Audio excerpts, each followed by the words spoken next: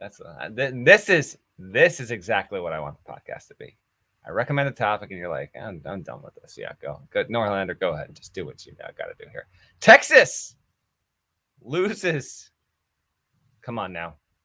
Now, Kansas State, credit. It still might be the worst team in the Big 12, but maybe not. But has now won 2 straight, wins at home over Texas Tech, gets a 66-65 win at Texas, and the Wildcats have some life. But we got to wait and see some more. Texas is the story here. 13-5, lost 3 of 4. The one win was the aforementioned win again at home against Oklahoma.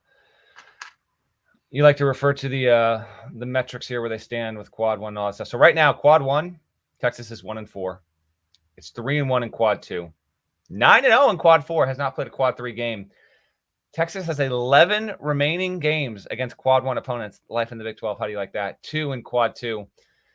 They've got plenty of opportunities here, but there's a chance. There's a chance that Texas is going to be flirting with NIT land. I'm not saying it's going there. I'm not saying that. But at this point, its resume is lacking, and there is some room, more than just some room, for real curiosity if this is going to wind up being a thing where they can click, if they can actually get this together and be a viable team. Because this was a preseason, if not universal, near universal top 10 team.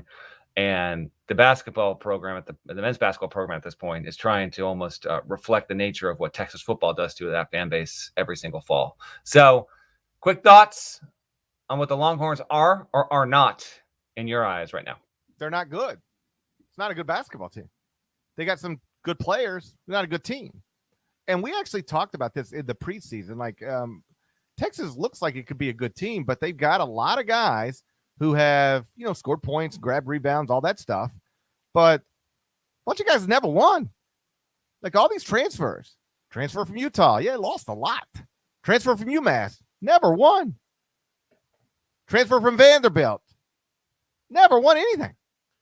And now they've all gathered in Austin, and they're back to not winning nearly as much as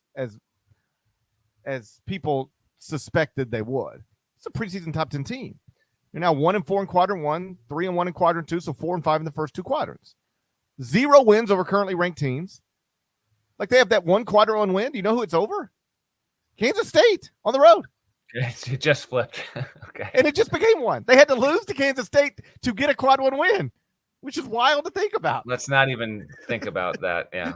You had to lose to Kansas State to get a quadrant 1 win. What a wild deal. You have to lose in order to win. That's where we're at with this team. It's a phenomenal. That's tougher to figure out than Wordle if you don't read the directions. I didn't have any idea what the green letters meant. Just you're typing in 5-letter words, don't know what you're doing. That's an all-timer there. Okay, so quick question on you for this. Texas, North Carolina. Those are the 2 day after teams take losses. Now, Texas lost close at home by 1. Carolina took its worst loss ever against Miami. The Hurricanes, by the way, are a topic in Wednesday's court report. So I'll save most of that for I'll just direct you there to read that. But this was a non-relevant team for 3 years, and it got sideswiped by the FBI investigation. After eventually the FBI was like, you know what? Miami actually didn't do one thing wrong. We're going to completely exonerate this. We probably shouldn't have looped them in to begin with. Jim Laranaga's program paid the price, and now it has returned. So I have some stuff there and some quotes from Laranaga in the court report. But let's talk Carolina then. Carolina versus Texas at this point in the season. The team more likely to get it together and make the NCAA tournament. Which one would you take? Texas is in the harder league. Texas still rates better in the metrics. North Carolina, by nature of being in the easier league, will probably have a better chance of having a better record.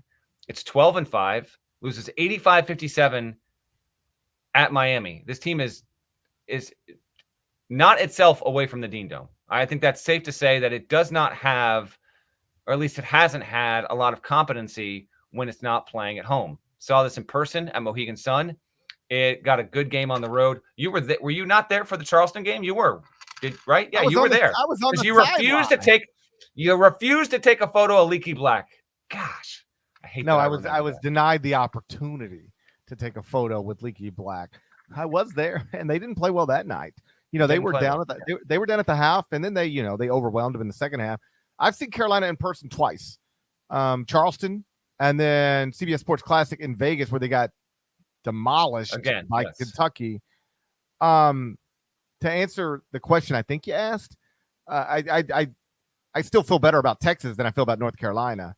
And I saw someone in the comments, and I'll address this real quickly because it's a fair question. Because I was saying, hey, they got all, Texas got all these transfers, but they never won anywhere. Like we talked about how this might be a problem. And somebody's like, well, then why'd you still rank them top 5 in the preseason? Because I believed in Chris Beard. I was like, yeah, this could be a problem, but in Chris Beard we trust. Chris is awesome, and I thought he would be able to bring this thing together and compete for a national title in year one. I was wrong. They're not good. I had Michigan in the top 10 preseason too, just like everybody else. They're not good. So like when I say we talked about this, I mean like same thing with Memphis. Most people thought Memphis was going to be good, but then we were like, if they're not good, what would be the reason? Well, they have no point guard.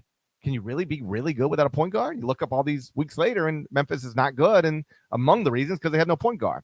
Same thing with Texas. I think Texas will be good, but if they're not good, why? Well, because they just got a bunch of guys who've never won anything. That could be a problem. And so now here we are. But I still trust Texas more than I trust North Carolina. North Carolina's a mess, man. I mean, they were down 27 at the half. That's the largest it matches the largest halftime deficit that North Carolina has had in any game in the past 25 seasons. So that was historically bad. Yes. And then they never really made a run in the second half. Just not a good basketball team. And I'm not certain they'll be in the NCAA tournament. They're 0-4 in quadrant 1, 1-1 in quadrant 2. So 1-5 in the first 2 quadrants. Like that's not good. Now they're staring down a game at Wake Forest on Saturday. That's no easy task. Wake Forest is 14-4 and certainly looking like one of the more improved teams in the country this season. So Texas versus North Carolina, which is more disappointing to this point in the season?